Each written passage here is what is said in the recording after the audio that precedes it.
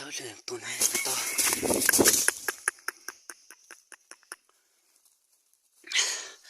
ได้แต้มหนึ่งละ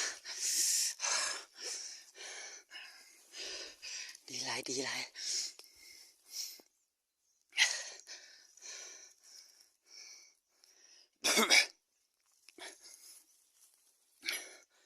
พาที่ดูคืนน่าจะแก้ยากละเพราะเป็นยังเนาะ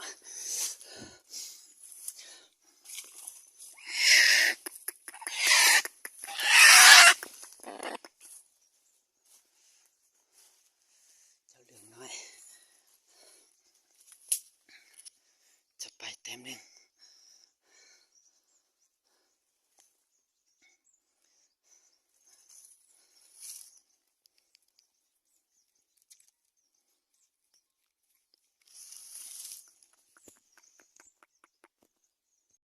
ใส่มันใส่เหลืองโชคดีไก่งามๆไก่ปลาเนี่ยปลาที่ดูเจ้าไก่ปลาตัวบางงามหอนมัน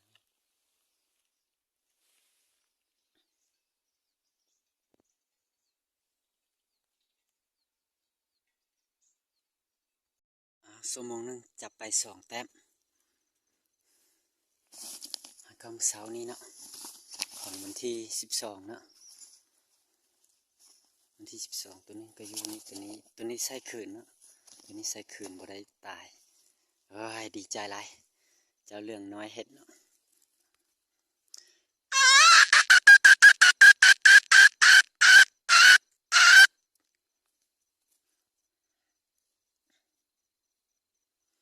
ตัวนี้ก็เป็นแกะแก่ตัวนี้ก็เป็นแกะแก่เนาะเบิ่งเอา2 แต้มชั่วโมงนึงเอาโบใส่ไก่นี่ใส่ละ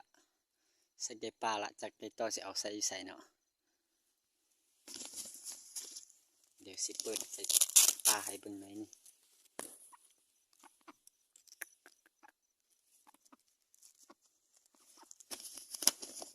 มีเสียงละน่าจะคนเด็ก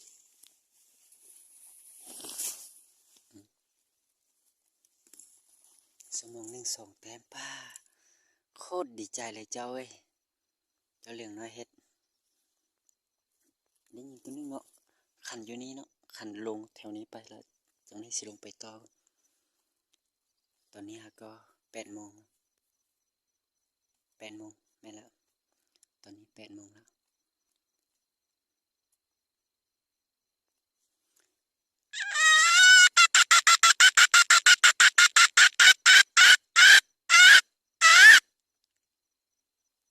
เดี๋ยวว่าสิมีไก่ป่าขันมั้งชั่วโมงนึง2 แต้มละ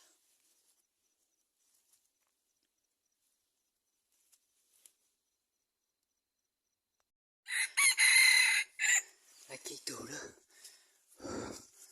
มันทีเดียวสับรถเจอลูกของมัน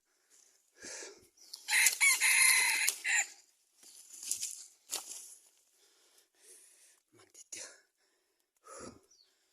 ไก่เราตัวนู้ใช่นู้ดิจึงทีเดียวตัว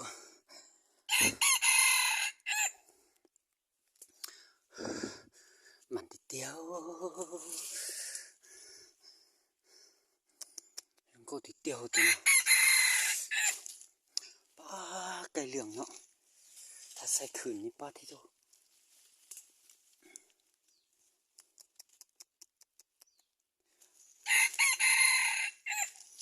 มันเทมันว่า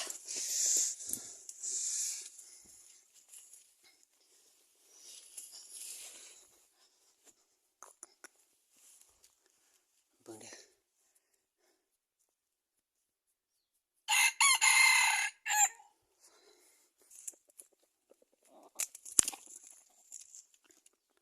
เบิ่งแม่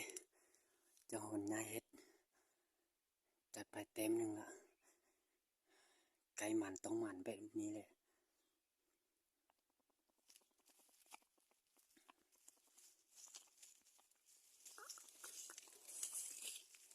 เจ้าห อนใหญ่จัดไปเต็มทำอิฐปีนี้เนาะ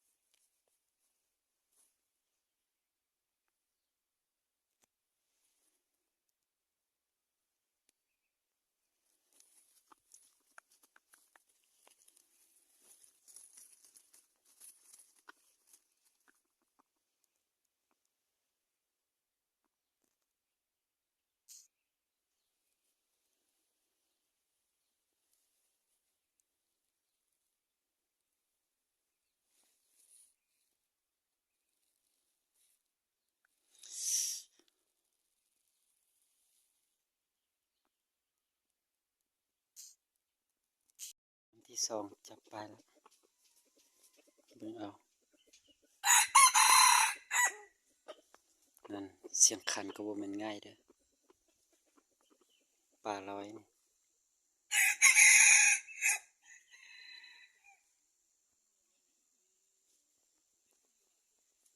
เจ้าหอนใหญ่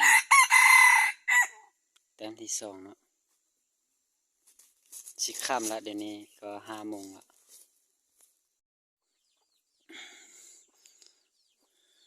ใกล้จะค่ำละตอนนี้5 โมงละ5 โมงก็ยังจับเอา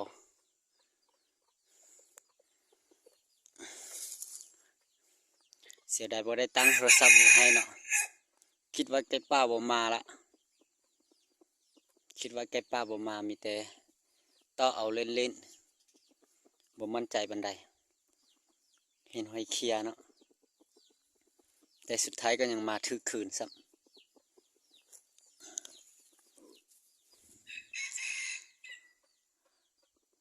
ว่าอยากได้พัดเจ้าของแบ่งให้ว่าแพงเบิ่งเอาเด้อ